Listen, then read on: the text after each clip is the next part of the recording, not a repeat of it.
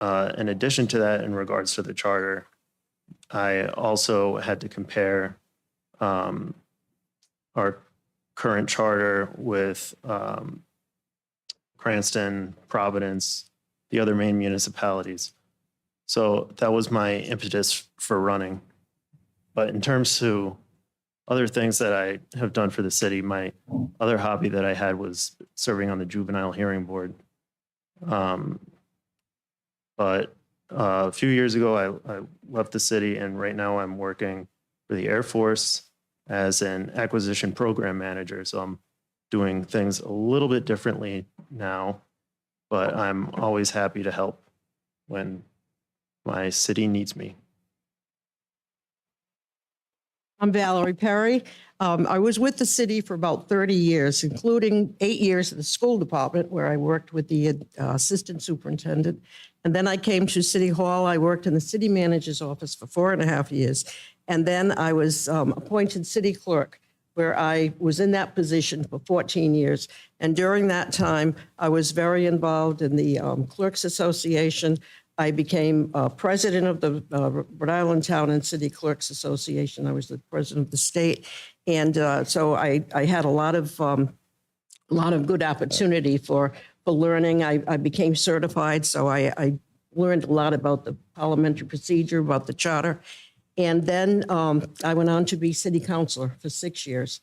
And so one of the reasons why I wanted to be on the Charter Commission was because, first of all, I knew a lot about the charter and the ordinances, and I wanted to make sure, because we had a change of government, I wanted to make sure that things were done what I thought were in the proper realm. And also that's why I said I would like to be on the Charter Commission so I could give my input. Thank you. Name is John Savia, former chairman of the Democratic Party, and my profession was an international representative for the IBEW.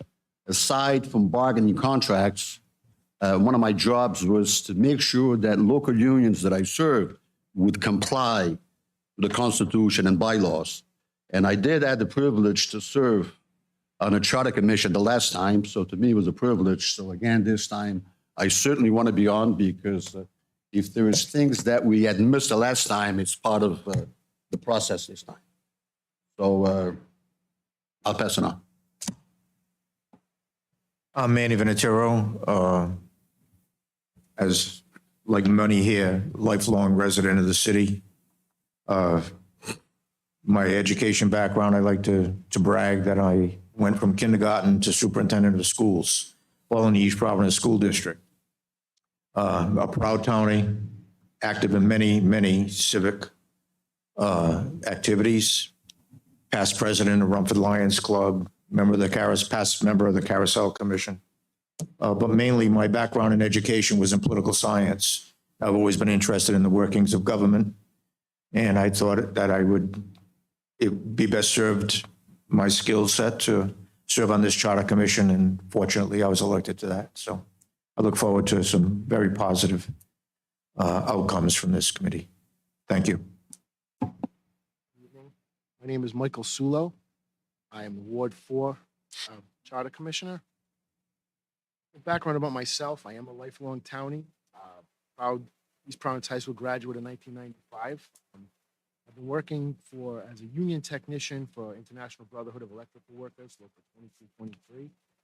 I also serve as recording secretary, which I was elected to in 2012. Again, dealing with parliamentary procedure. I also worked on the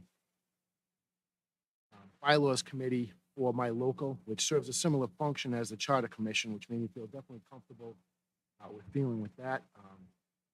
I also serve on the Personnel Hearings Board for the city. And again, it's a proud townie, and looking forward to serving my community and the city of East Providence. My name is Bruce Rogers. I was a member of the city council for 3 terms, served as its mayor. I am a lifelong resident of the city of East Providence. On being on the council for those years, I've had to work directly from the old charter, so I'm pretty familiar with the charter and what I think we should do going forward, or which we should offer and represent to the city council on what needs to be done. There are many changes that should happen to strengthen this charter for generations to come. Should be about no one person or one group. It should be about what the city of East Providence and all the people of the city of East Providence need. I'm also the current chairman of the Democratic City Committee, and I'm the vice chair of the Carousel Commission. Hello, my name is Joe Tavares. I've been living in East Providence for 60 years. Been involved with politics for quite a long time. I ran for city council 3 times. I also was on the Charter Commission in 1992. I was a big advocate of the mayor form of government at that time, and back in the 60s, but I mean, back in the 90s. So now we've got a mayor form of government. I thought it might be a good idea to be on the Charter Commission to make sure that the rules are in place so that we can operate with a mayor form of government. Hi, my name is Isilda Fernandez. Unlike many of you, I moved to East Providence in 2003, and I decided to raise my family here. I have 2 children in the school department, and I'm very active in the community. I also serve as chairwoman of the Crescent Park Carousel Commission and belong to many PTAs in our district. I wanted to join the Charter Commission, as many of you had said, with the former government changing. There are many things in the charter that need to be looked at and reviewed. And I think I'd be someone who's able to give some good input on that. Thank you. Hi, my name is Julie Silva. I'm also a lifelong resident of East Providence, a proud graduate of the school system, went through the school system, graduated in class of 1995. I am currently in Ward 2. I have a nonprofit in the city, Jules Hope Chest, which I help underprivileged children and families. I'm also currently involved in Ward 2 Democratic City Committee. I serve as the chairwoman of that. So I am here. I ran for this position because I'm very interested and I'm very passionate about my city. Not to mention, I was a big supporter of the mayoral form of government. I think that this is what a city should have, and I hope to have the opportunity to help with these people, these good people, so we can look at the charter and make sure that it's in place to help our city council and our mayor be able to do the job that we all elected them to do. Thank you. Thank you. With that, the next agenda item is review of the charge of the commission. And for that, I would like to turn the mic over to the council president.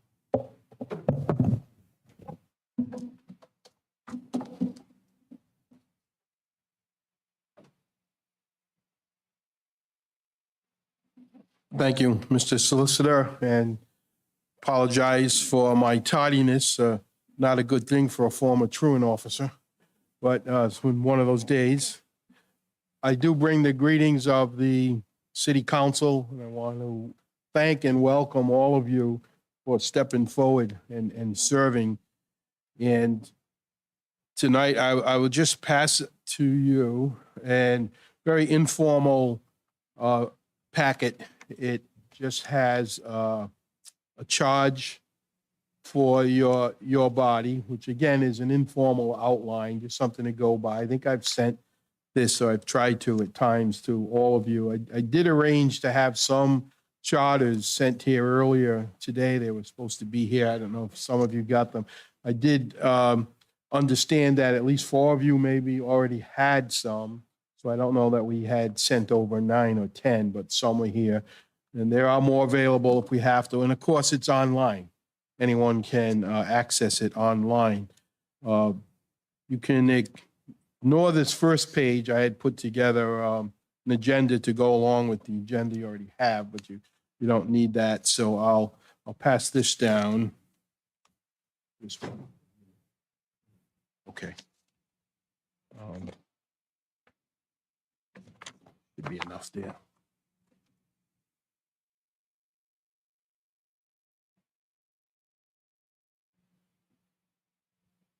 As the solicitor is passing this information along, to you. I'm sure that you've probably already, do you need another one? It's extra. Sure that you already are aware that this is a very legal and public process. So your meetings will be advertised legally and properly and posted, and they're open to the public. Public can come and listen and participate. Most of the meetings, we hope, will be in some form streamed to the community, or at least videotaped. And going forward, tonight, you will elect your own chairperson and other directors. The city solicitor will help to open up that process. And from that point on, you are pretty much on your own. We as the city council will most likely not be participating with you, because it's your public process. I am available, and I'm sure the rest of the council is, for any questions along the way, any comments, any problems you might be finding, any accommodations we can help you with. Just let me know. The position of secretary, and I don't know if we're calling it recording secretary or secretary, but that will be an important one. Someone needs to keep fairly accurate records of all of your meetings, and not word for word, but the general gist of what is going on. And I believe those will be posted just like city council and school committee minutes are posted. Is that correct? Yes, so they will be posted most likely in the Secretary of State's website or any of those appropriate agencies. So that's an important factor, as important as the chair, who of course will guide the meetings along. I included in the packet the person to whom you would most likely, through your chair, would contact going forward for meeting scheduling. Right here in the administration, Marlene Davis, I believe her email, phone number, she's easily reached here at City Hall. And she is the person who will coordinate the sites that you would meet, preferably here. But, you know, this chamber is busy between courts and council and other meetings. But if it's open, you know, hopefully you can meet here. Otherwise, there are other places in the building. You're free to meet anywhere. City Library. This is probably the best for streaming. Hopefully we can do it right here. But Marlene is the person who will set that up along with the solicitor's office, which will help with obviously anything legal and any other logistics. And I am only a phone call away if you have any questions or concerns and issues. You have some time to work on this process. And in the end, we'll hope to work together, and it'll have to go before the public anyway, in the ballot. And then the council would be involved. So it's an important process. Thanks again. Good luck. And I'll probably stay here tonight if you have any questions or other problems. But from here on in, it's your show. And good luck, everybody.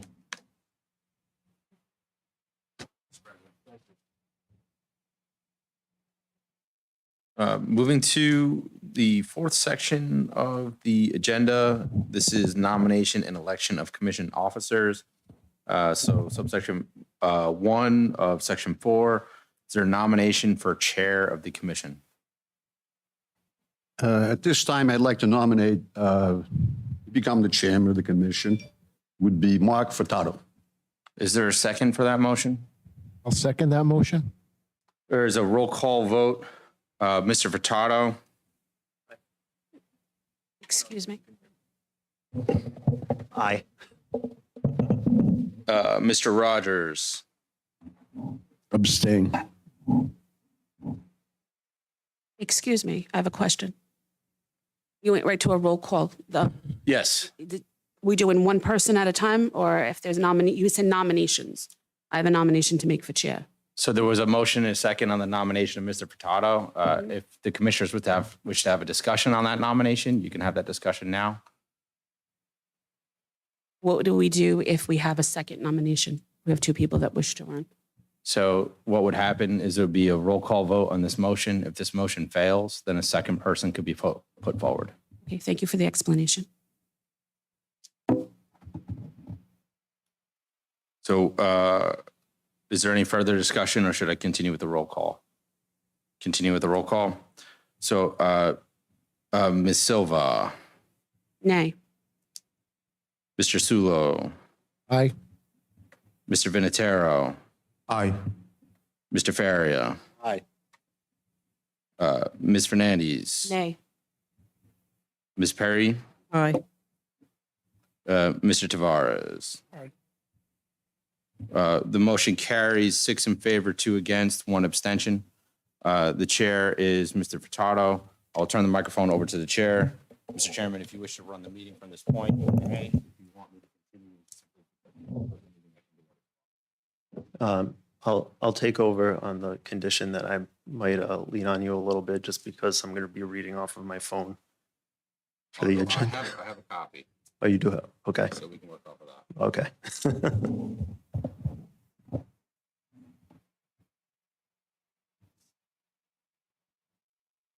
Okay, so the next item on the agenda is a nomination for vice chair.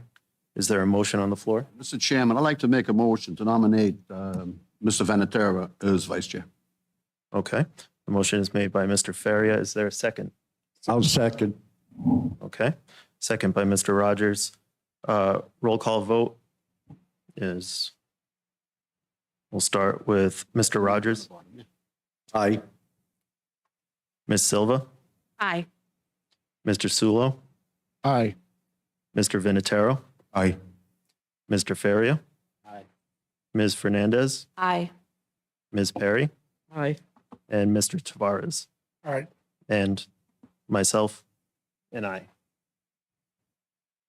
Motion carries.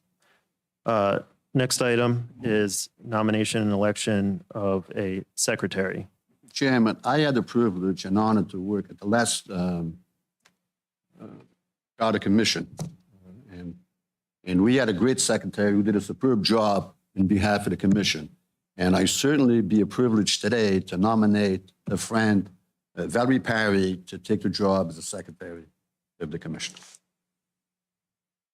Motion is made. Is there a second? Second. Second. Roll call vote. Mr. Rogers, Aye. Ms. Silva, Aye. Mr. Sulo, Aye. Mr. Vinatero, Aye. Mr. Faria, Aye. Ms. Fernandez, Aye. Ms. Perry, Aye. Mr. Tavares, Aye. and I will vote aye as well. Motion carries. Next item is discuss and setting of review commission meeting calendar. I will open the floor to discussion. Just before we have a discussion on that, can I just, Dylan, because you were very active on the last Charter Commission that we had. How many meetings did we have? We had many. Okay. Very short time period. The previous Charter Commission, we had really a huge breadth of amendments. I think it was 28 separate amendments. We went through the whole charter because it was new with the government and all that. Okay, so is it fair to say, do you remember, it's got to be on the record, when did we start the meetings? Remember that, Dylan? Off the top of my head, I'm not sure. It was a relatively limited time window, given an upcoming election. I just remember it moving at a fairly rapid pace with, I believe, at least weekly meetings for an extended time period. Most of the charter work was done the last time, and I know there's a lot of things we need to change, and I'm sure that the council and the mayor would have some recommendations to make the city, for betterment of the city. Now, Mr. Chairman, are you looking for the motion or to have just a discussion on the meetings? Right now, I'm just open for a discussion. So we can have a frank discussion, look at availability. Well, I would suggest, and I'm ready to make the motion, that depends on the availability of the other commissioners. It's, and if I'm not wrong, the last time we're meeting twice a week. So I'd move, okay, before you get a discussion, I would move that we'd have meetings twice a week to get this process going. Okay, because I think we still have a lot of time presented to the council, and I think I'm going to be asking that question. When is the council ready to accept the recommendations of the committee? When does the need to file for an election, to place it on the ballot? So the controlling language is in section 4-13-18. You have the third paragraph down. Second sentence begins, within 9 months from the date of their election or appointment, the Charter Commission may deliver charter amendments or proposals to the city council for their consideration. So one of the key things in statutory interpretation is a difference between may and shall. So there is a 9-month provision within this section, but it's not binding. It's may. So the commission does have flexibility. I believe the current appointment terms are set based on language that's in the beginning of the language, which is every 8 years thereafter. I believe everyone is technically, in theory, serving an 8-year term. Through the chair. Some of the changes necessary, and I'm talking about, and you should know, give us your own opinion. 4 or 5 meetings, this thing should be done, Through the chair. and send it to the council, and send it to the council So to have the vote and place it on the ballot and have the elections in November. I do charter commission work for a lot of communities. Some of them, they take a long period of time. Other communities, it's just sort of an annual phenomenon. When an election is coming up, they tweak it. I think most recently I did some work with the Pawtucket Charter Commission. They had a specifically appointed commission. I think we had 5, maybe 6 total meetings. I believe it was on a bi-weekly stretch. It could have been weekly, but about 5 or 6 meetings. The biggest thing process-wise is there's sort of a conceptual desire of what needs to be reviewed and addressed. Then language needs to be drafted and suggested to the committee. The committee then responds to that language, and then we'll make edits to that language. So there's a little bit of a back and forth, and there's a little bit of an iterative process on our end, working with department heads to make sure we're getting language right, checking other sections of the charter. So the time in between meetings can elongate, but the number of meetings, it's really about 4 can kind of do all of the back and forth that you need. Through the chair. Mr. Solicitor. Yes. Is there a time frame, like we haven't even set our first meeting, so is there like a rush to get through the charter in a certain amount of time? There's not a binding rush, but if you do wish to make an upcoming election, there starts to be a time period you need to work back from. There's a couple of components to consider. There's a set amount of time which any resolution passed by the council, because that's how you get to referendum, it's a resolution passed by the council, needs to be vetted and approved by the Secretary of State. They're looking for a couple of different things, but primarily that the proposed language that you're submitting matches your ballot question, and that they have the availability in terms of time to get it on the ballot. Prior to that, there is the council meeting. In theory, about 48 hours is all that's required for an amendment, because it's a resolution and the Open Meetings Act requires 48-hour notice. In practice, in my experience, council members generally want a good chunk of time to digest proposed amendments, especially dependent upon how much communication has been between a commission and a council leading up to it. And there can be a series of presentations and meetings. It's critical to note that the council, not this commission, is in charge of the actual resolution language. So if the council wants to do a series of amendments or create something new entirely, they do have that ability. So my recommendation would be that if you're considering a particular election date, that you give the council several weeks in advance of the deadline for the Secretary of State's office so that they can review, amend, and then propose new resolution language. So nothing binding, but in terms of practicality, if you have a goal election date, you work your time frame back from there. Mr. Furtado, my problem would be that how much you need time to do research. You might come up with issues during a meeting, then you need adequate time to research it and come up with how you feel about issues. And I don't think twice a week gives you enough time to do that. You meet once a week, now you got time to study and look for the proper rules that abide by it. So I think once a week would be more apropos than twice a week because of time involved.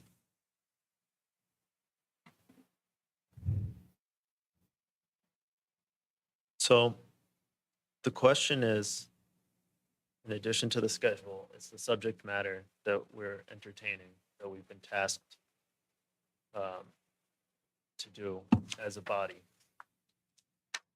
Now, one thing that will come across is that there are certain amendments that we as a body will believe will take priority over others. And the last charter commission used, for example, I believe it was technical versus substantive amendments. And they prioritized getting technical amendments done versus substantive amendments. And that was kind of more of the grand discussions that they had versus updating language. Now, the reason that this commission was formed, this particular commission was formed, was due to the previous commission, through no fault of their own, not being able to see the day-to-day problems that would arise from that new form of government. Mostly the separation of powers. You have department heads that report to an executive, and then you have a legislative branch that's requesting information from a department that they're not their employees, for example. So when it comes to that, we've been tasked to look into how to speed or how to fill in those gaps that have been identified. I myself, when I was working for the city, noticed quite a few of these gaps. For one example, and this will be something that I will be bringing up at one point, would be how certain functions work, like a city clerk, for example. But then we also get into, say, a budget. Is the budget that's laid out in the charter sufficient to the government now? Is it practical?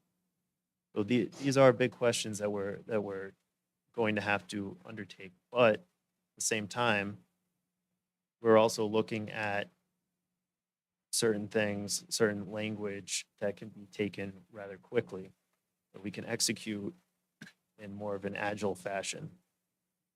So that was my long-winded way to say that we could execute key changes that we identify early on, try to see if the council has an appetite for it, see if we could get those on the ballot for this November.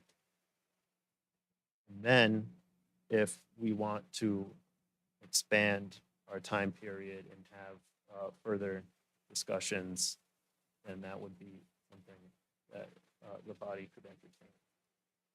But in terms of meetings per week, I think that it depends more on what we believe we're capable of getting that work done, less on the amount of times that we actually be able to get together.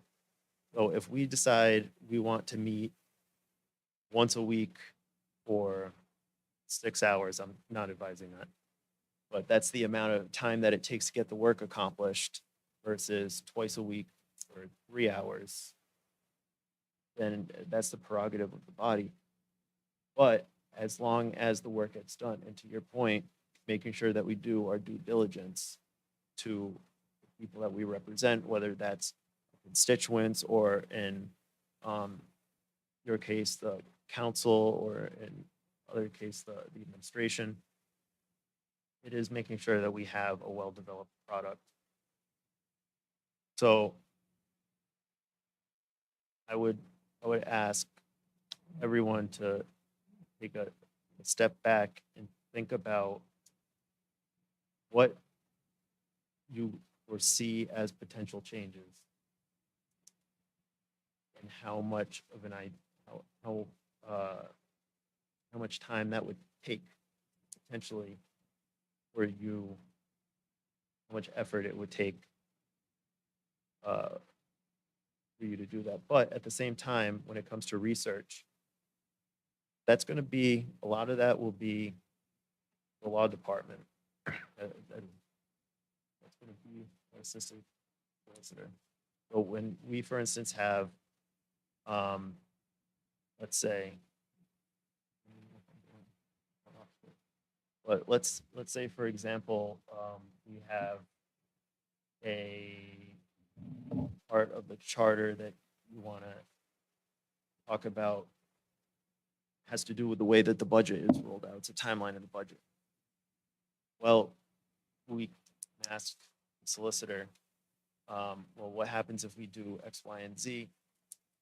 He would go and do the research on that, and he'd get back to us, and maybe it involves having to do some more detailed research, and maybe it doesn't. Maybe Providence has it in their charter, and it takes 5 minutes. So it's dependent on that. So there is no easy answer, is what I'm trying to say. Through the chair, if I might, am I cutting you off? What that does, though, if we prioritize, which is what you're suggesting, it would hold some issues hostage, where some members or majority of this committee would say, we're not available on that date. We got this through, This is what we really want to push through. And I'm not going to be able to make the next meeting. I won't be able to make a meeting, and can actually hold issues that people, city council, mayor, anybody sitting here, anybody from the general public brings up, hold those issues as hostage. So my feeling is, in response to you, is that we should do everything in total at once, however long it takes. And from what the solicitor said, technically, if you want to take 8 years, you can take 8 years. We hope it's not going to take that, but we are commissioned to be here for 8 years. I just don't think prioritizing and putting things in piecemeal is a solution to fixing the charter. Mr. Chairman,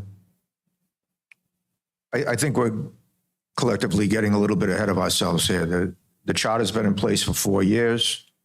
We just had an election process, seated a new council, mayor was reelected, new school committee. And during the time that this charter has been in effect, I think the public and members of the commission here have noticed that there are deficiencies in it. I think the first thing, or our first order of business, should be to identify what the deficiencies are, and that would be our work product. Find out what needs to be fixed, and then we can not necessarily prioritize, but schedule our work according to what needs to be done. Right now, we're not sure how many different aspects of the charter need to be addressed. I think our first charge should be to identify what needs to be fixed and then start working with the law department on how to remedy what the deficiencies are. It may not be as large of a task as we assume. It may be larger than we assume. I don't think we know until we identify. So I think that needs to be the first task, identify what the deficiencies are. Most of the charter probably won't need amending. I want to commend the first Charter Commission. They did a good job. But I don't think we should take anything off the table. And I would recommend that this thing keeps cutting out. That on our first meeting, we try to identify what our priorities are or what our perceived deficiencies are in the current charter. That, those deficiencies need to be addressed. If I may, through the chair, agenda item 6, I believe, is discussion of law department support of commission activities and drafting, including compliance with the Rhode Island Open Meetings Act. I did want to, I know I'm jumping ahead a little bit, but I do think it's on point based on the discussion that's occurred between the commissioners. Is it, generally speaking, identifying the areas of change needs to occur. Those requests come from the administration, department heads, from the council. Again, procedurally, you require a council vote for anything to get through. So if the council tells you in no uncertain terms, don't go anywhere near section 30, and you do a lot of work on section 30, that's not going to be time well spent because it's not going to move out of the council. So I think section 30 is imaginary, for the record. In terms of the law office back and forth, when we have written proposals from department heads, we can turn around that information much more quickly. A verbal presentation, it's pretty difficult for us to turn around because there ends up being about 15 different ways that you can draft something. So on back and forth in terms of proposals in writing on what this commission wants to be looked at, that speeds us up. Verbal communication slows us down. And it is an iterative process because there will be the initial concept that we need to review. But within the whole charter, if I change something on line 1 in section 5, I kind of need to know the rest of the charter to make sure it doesn't impact some other trigger elsewhere. We've seen that procedurally in some of the finance and the budget timeframe with the introduction of a veto of ordinances. That's created that like really difficult math each year, which was an unintended consequence of the change in form of government. So that's an example of the level of detail you do need to check against other sections. But if it's confined in writing, it's easier for us to turn around. I hope that helped. Mr. Chairman, do we have to set the entire schedule tonight, or can we project for so many months? Like, can we say for the next 4 dates we're set, and then look at it after, like the solicitor said, after we've heard from the department heads, we've gone further, and then add to our schedule, or do we have to set the entire thing tonight? I don't believe we have to. The only requirement is meeting at least monthly. That's the only requirement. Okay, thank you. Mr. Chairman, sitting on a charter commission the last time, and I thought the charter commission did a great job with the changes because we went into a mayor form of government. If we come in here with a mindset that you're going to change the whole charter, well, you're going to hurt the city. I think we collectively got to work as a team and figure out what's the best for the city. I am sure that the administration will come here with a presentation, the things that they would like to see it on a recommendation from this body. And of course, ultimately, the decision is made by who? The city council. I just think that the city council has a great responsibility, okay, to put that on the ballot for the vote and give the voters the opportunity in making the determination of voting yes or no. If they're coming with the intent of blocking certain things, I think it's totally wrong. Sitting on the city council, when we make a recommendation, whatever the recommendation is from us, they'll decide to place it on the ballot, okay? So we don't go to the whole charter. Department heads, you got the city council will come here with some of the recommendations to the body, this body. And of course, they'll have the process that we're going to have. It's a great process because the city council, they're going to have to place it on the ballot. And then the voters will make obviously the decision one way or the other, okay? And I think that if we think that we're going to be here forever to go into a charter, it's a mistake. Being on a previous charter commission, I think it get done quick if we want to do it. If you want to drag it for 5 years, I don't think there's a need, okay? I'm sure that the city council will make a presentation with the leadership, with the administration, things that will make it easier to run the city because we have a new form of government. Okay? So they'll probably do that next week, and I don't know that. Okay? So I still think that it's important that this organization or this body makes a motion today to vote on meeting, start meetings once a week, twice a week, but we can't not wait, no disrespect to Mr. Venatera, that we should wait for the issues first and then schedule the meeting. Therefore, with that, I think we had enough discussion. I would make a motion, and it's up to the, hopefully everybody's on board. And if not, we're doing here peacefully, with respect for one another. We're going to disagree with things, as long as we do it with respect for one another.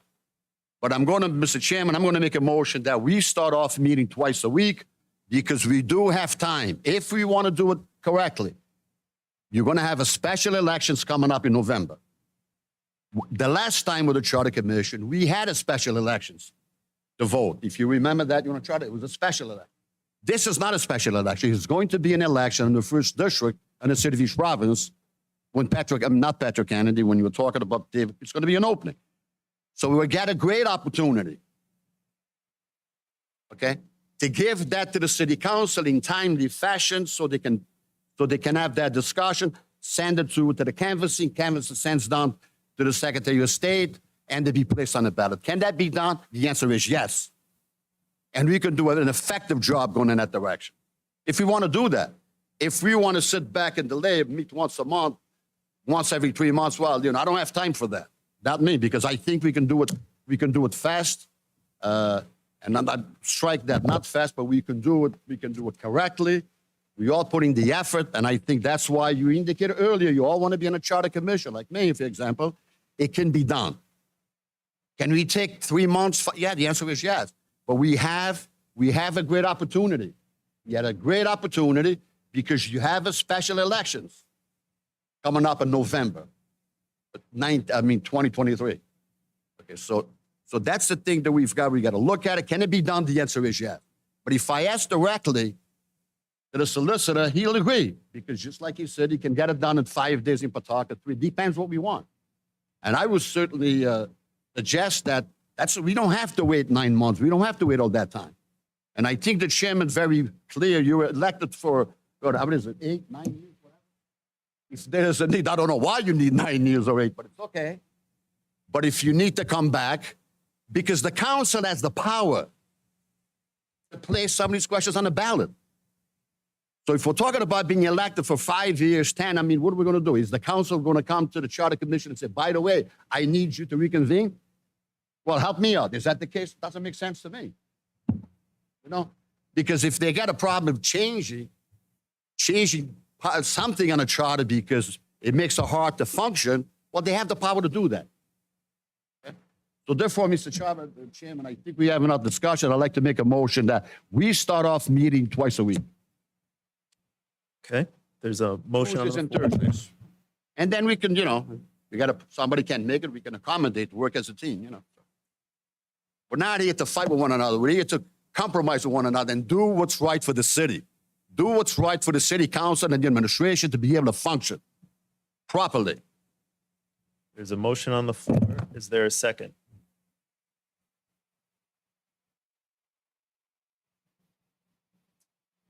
There's a second by Ms. Perry. Through the chair, on the discussion, does that motion include the Tuesday and the Thursday? Does the motion include Tuesday and Thursday?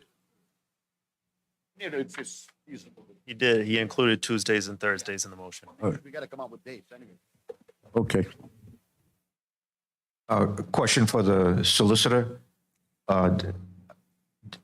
Is that going to give you enough time, one day in between the two meetings, to accomplish your chores? I would imagine the way it would occur in practice is the material that we worked on one Tuesday, we would revisit on the following Tuesday, and there'd be different material we would work on the Thursday. The turnaround time is very tight, but I say this primarily because there's 48 hours notice required in the Open Meetings Act. So what happens in a meeting on a Tuesday, we will have already scheduled the agenda for the Thursday. And we will have to by operation of law. There'll be no flexibility there. You could continue something from a Tuesday agenda to a Thursday agenda, but as a result of what occurs in a Tuesday agenda, you could not create something to be placed on a Thursday agenda. You don't have enough time under the Open Meetings Act. So I think to answer your question, the material will probably go Tuesday to Tuesday to Tuesday, Thursday to Thursday to Thursday. And it'll almost be like two separate meetings, but material worked on a Tuesday would be highly unlikely to be worked on a Thursday as well. Would not affect continuity. You know, you're in discussion, you're in debate on an issue on Tuesday, and then you adjourn, and then you come in on Thursday and have a totally different agenda, and you won't get back to what you were discussing on Tuesday until the following Tuesday. I just don't see that being efficient. I would defer to the committee what they believe would be efficient communication and management. Mr. Chairman, Mr. Chairman,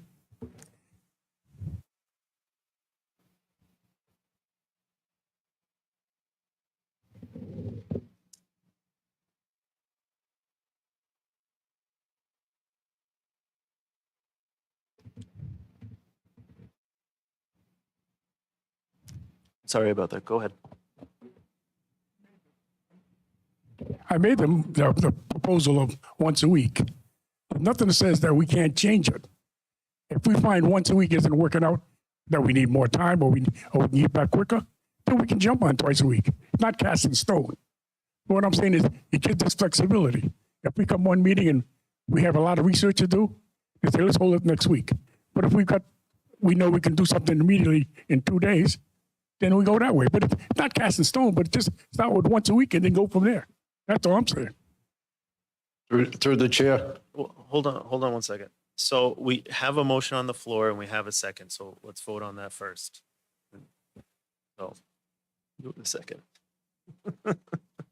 Roll call vote, please. Do the roll call.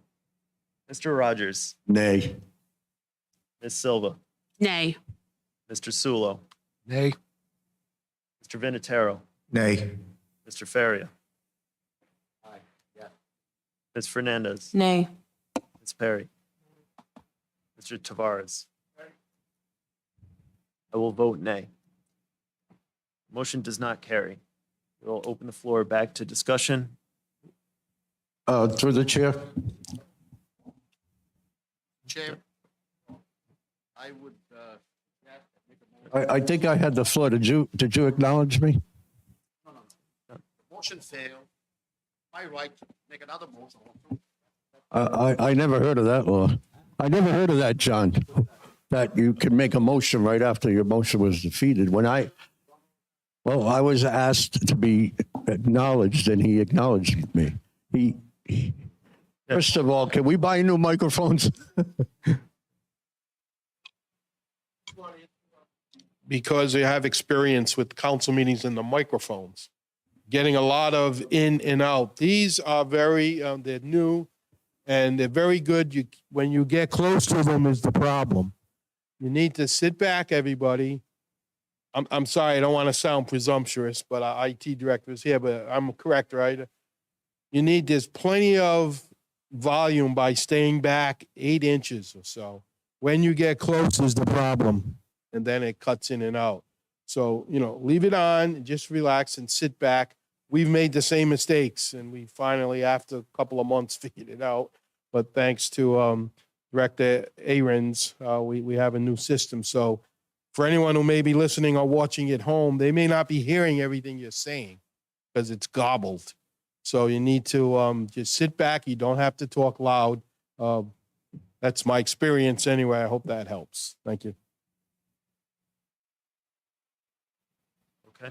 Thank you, Mr. President. So I believe, Mr. Rogers, you had the floor. This is for the solicitor. If we vote, whatever we vote on for the number of meetings per week in the days of the week, can that be reversed? Part one of my question, can that be reversed at any time? Can the second week, can we randomly say, this didn't work out, let's go to twice a week, or let's go to 5 times a week? Yes. Okay. Second part of that question, how does that affect the law department? Or your response to what we ask you, how would that affect? So 48 hours notice is the minimum for the Open Meetings Act. Of note, holidays and weekends don't count. So you can't come up with an agenda on a Saturday and then post it for like a Tuesday. The amount of time that the solicitor's office has to review something is going to have a pretty large impact on the depth and the quality of the review and the ability for us to give definitive answers at a meeting. So 48 hours notice on a topic, a brand new topic, we're going to be pretty light on detail. But generally speaking, if a topic comes up in one meeting and it's clear that it's going to be on a following agenda, we should be, fairly well versed in it by the time it gets back to you. So again, if I might give a follow-up question to you, as my fellow Commissioner Venatiro brought up, a good point. If we do twice a week, now you have 6 issues, and because they're extensive or whatever, because they're lengthy or because they need a lot of research, will that not overlap one another on the responses that we get and how we get them?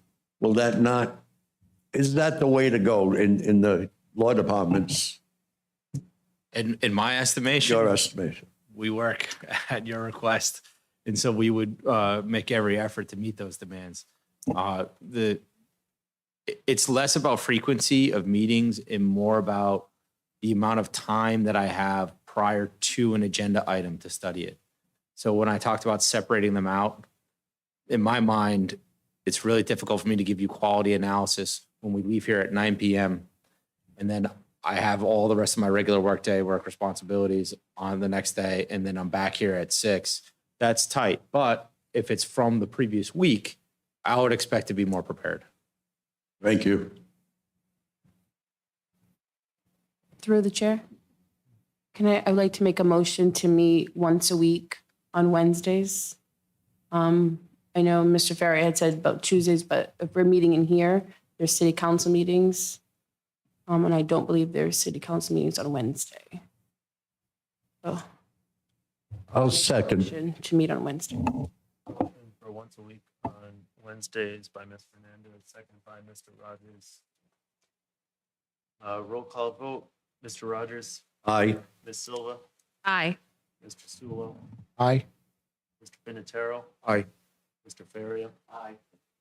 Ms. Fernandez, Aye. Ms. Perry, Aye. and Mr. Tavares. And I will vote aye as well. So, Time. yeah, we have to discuss a time for the meeting. I am going to be up front. I cannot do 6 p.m. It's my job. It's gonna have to be 6:30 or 7.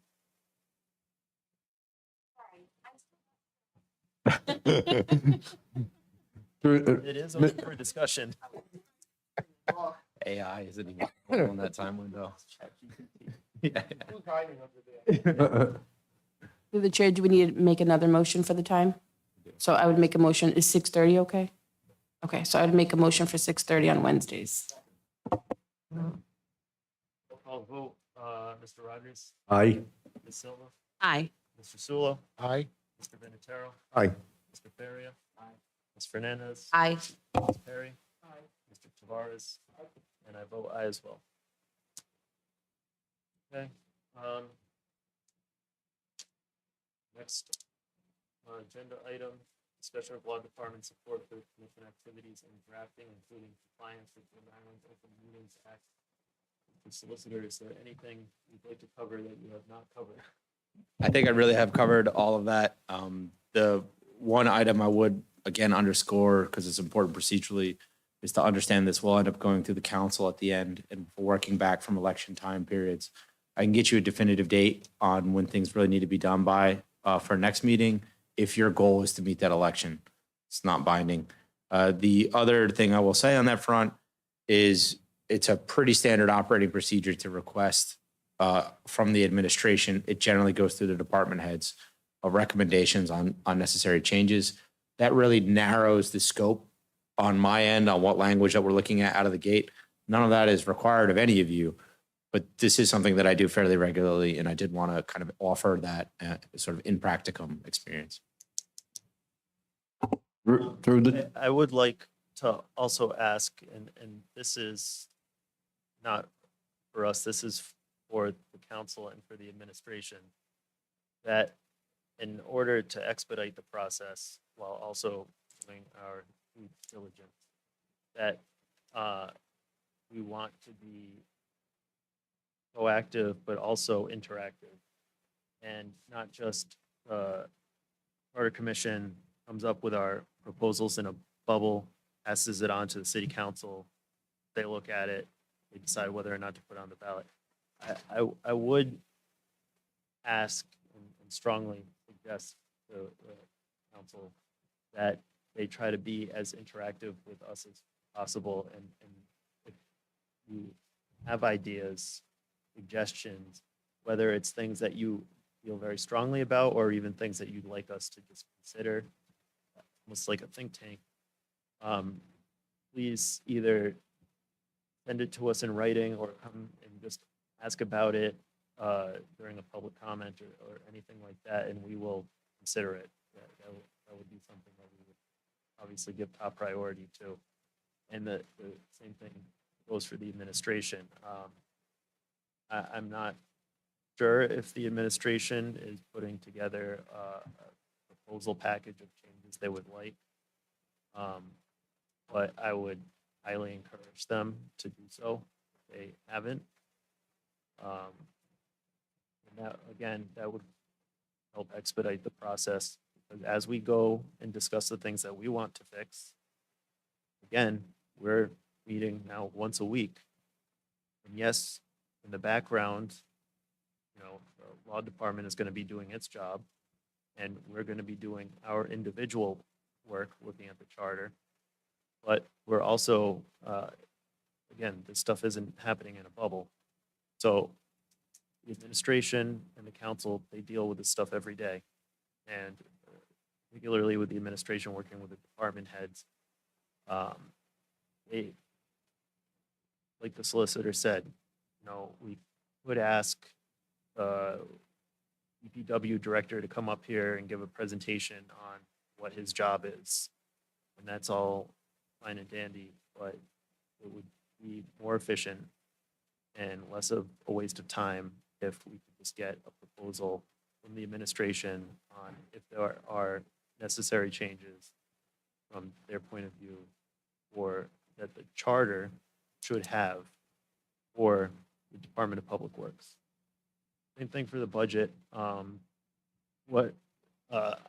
sure the administration has ideas that they like changing the language for the budget. I would like either for them to come and say that in person or to submit some sort of package to us to consider while we're doing our own thing. And again, that doesn't take away power from us as a body. It's up to us. We're advisory. We pass it on to the council. They can do whatever they want with it. But if someone brings something before us, we can do whatever we want with that. And that's why I'm also asking for the council to take this as a more proactive approach so that we don't come up with a whole final product and bring it to them and they say, I like this, but I don't like this, and then shoot it down. It did happen with the last Charter Commission. They had a finished product that it flowed A to B to C, and they sent it to the council, and the council said, oh, I don't like B, and now A and C are disconnected, and the charter has problems, hence why we're here today. So if the council and the administration are more proactive, work with us during our meetings, I think we can avoid that. And whether that's a negotiation or just giving input on, we think something works well in theory, and they can say, well, on a day-to-day basis, that's not actually how it goes. We have some input with that. And again, working with the law department who's going to do the research on things. Our job is to do a little bit more than toss ideas around, but we all come from diverse backgrounds. We bring different things to the table, and we're supposed to take these things that we consider important, most of us are elected, and those of us that aren't elected, we're appointed because of our experience and what we bring to the table. And we're tasked with doing something that is serious, and we want to make sure that we deliver a good finished product, and that's going to involve us, council, and the administration. So I just don't want us to get hung up necessarily on everything that goes on in this meeting as the be all and end all. Feel free to do your own research on your own, but it's still going to have to get filtered through the law department. That's my only thing. That was my original point why I was discussing this under this item, is everything's going to have to go through the law department to make sure that it's and also, I don't know if the solicitor said it, but if you don't mind giving a reminder on the Open Meetings Act. Oh, there's a few things on the Open Meetings Act. We talked a lot about scheduling. There are other issues. A quorum is a simple majority of you. A simple majority of you cannot be basically in the same place at the same time without it being advertised for 48 hours. If you all see each other at a restaurant, it's okay, but you can't be talking about any work related to the Charter Commission. Absolutely cannot be talking about any work related to the Charter Commission. That's also true of written emails or any sort of communication. You can't be in an email thread with 5 of you. If 4 of you are in an email thread and one of you forwards it to a 5th, that's an Open Meetings Act violation. It's called a rolling quorum. If 2 of you talk about an idea and then 3, and then one of the 3rd member talks to 3 other people about that same idea, that's a rolling quorum. That's a violation. So you can have conversations about individual ideas with less than a quorum of you. But if the second it gets to a quorum, it has to be at the Charter Commission. And it has to be noticed 48 hours in advance. You can discuss things that are not on an agenda. You need to hold a motion during the meeting to talk about the item, but that's for discussion purposes only. You're not going to be allowed to vote on anything without a 48-hour posting and it written out on an agenda. The lone caveat to that is scheduling. In addition to the Open Meetings Act, there is also the Access to Public Records Act. Your communications could be subject to an APA request, emails, those sorts of things. They're not city emails. You don't have city email addresses or those sorts of things. So most likely not, but arguably you would have to turn over personal emails to be searched by the city in order to respond. So email communications, be careful on anything like that. Any item produced during a meeting is a public document. So if you say, I was doing research, this is what I was thinking about, and you're kind of waving around the pamphlet, that research is now a public document. The secretary needs a copy of it, and then we'll need to produce it if anyone requests it. The biggest thing on the Open Meetings Act, though, is if you're going to talk about commission business, just try to do it strictly within the public hearing process. Technically, you can do it in less than a quorum, but you're asking for a rolling quorum to occur just by accident. My favorite story was a Facebook post about deer hunting on Block Island, and a couple of council people, I think it was council people, could have been some other committee, started to get into an argument. A 3rd counselor chimed in like 5 days later on the same Facebook post. Open Meetings Act violation. A quorum was discussing a topic that should have been in front of the council.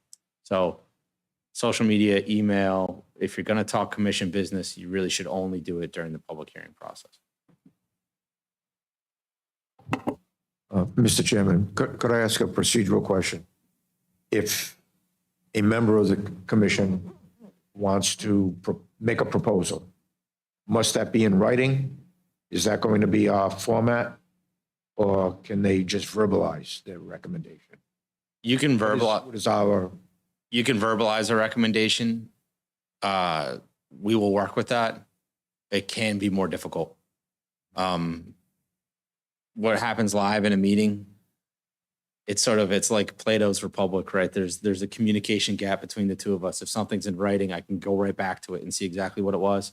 But anything can come up verbally. I just want to kind of let you know that our responses may feel a little bit off base, and it's just a miss in communication that doesn't happen with writing, We say that preferably in writing. preferably in writing.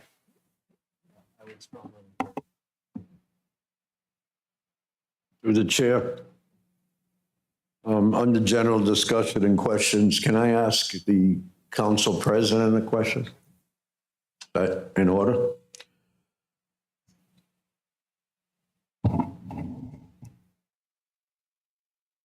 Bob, can you get us, and the chair can correct me if we should get it elsewhere, either through the law department or from the secretary doing research. Can we get comments, and I realize it was a different council, can we get comments that were made when this commission was established or was requested to, when you requested to have an election for a charter commission? Can you get that for us? Public comments? Public comments during the meeting when, councilman, whoever said, I think we need a commission because we need to get rid of the, strong mayor form of government, whatever it was. So you're referring to public comments that set up this current commission? Yes. Sure, we would have minutes of those council meetings. It might take a few days to look that up, which indirectly is one of the dilemmas we have. One of, I think, our first interactions, as the chairman said, is to ask this commission to look into the role of a city clerk. There's a gap there that we've had for the past couple of years. In fact, tomorrow we're interviewing, first time ever in the city, we're doing a different process. So there's an example of, we can, yes, the answer is we can, whatever exists, I'll get it. And If you could it to the get that for the commission, I would appreciate it so that we know what's in your mind. And then we know you're going to come up with other things as well, but at least that Right. would get us started on why you requested. And you'll see there are 3 council members, I think, in your packet, the resolution or the ordinance list, the 3 council members, I think maybe 2 are no longer even on the council that put this forward. So, but the record should show comments if they were recorded. Okay, thank you. Plus, there's also the video. You can go on the website, and the city has an excellent website with archival meetings stored. So if we zero in that time, you can literally watch it and hear it. And I'll try to get the written record for you. Thank you. Sure Thank you, thing. Council.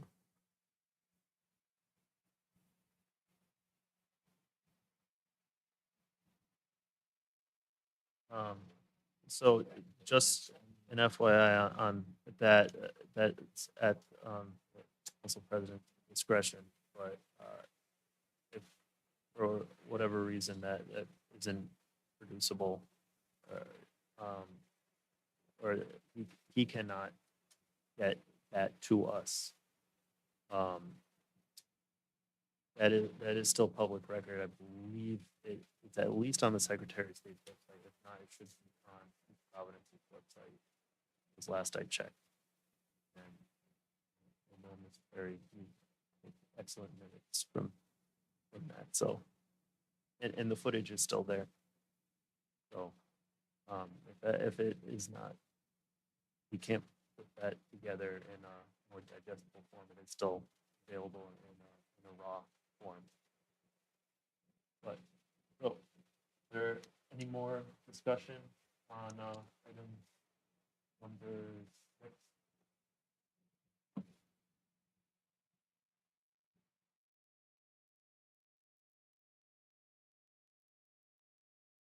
I don't have anything further, Mr. Chairman. Okay. Hearing none. Next item is adjournment. If I could, are we going to set the first meeting date tonight? We just said Wednesday. We didn't set a date. Shouldn't we be doing that now? My assumption is it's the following Wednesday.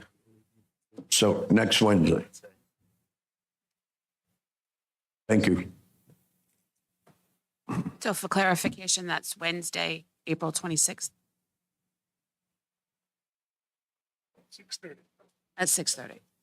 Yes. Thank you. don't want to assume. No, I had to check. April 26th at 6:30. That's in here at the council. Yes, I will also ask Marlene.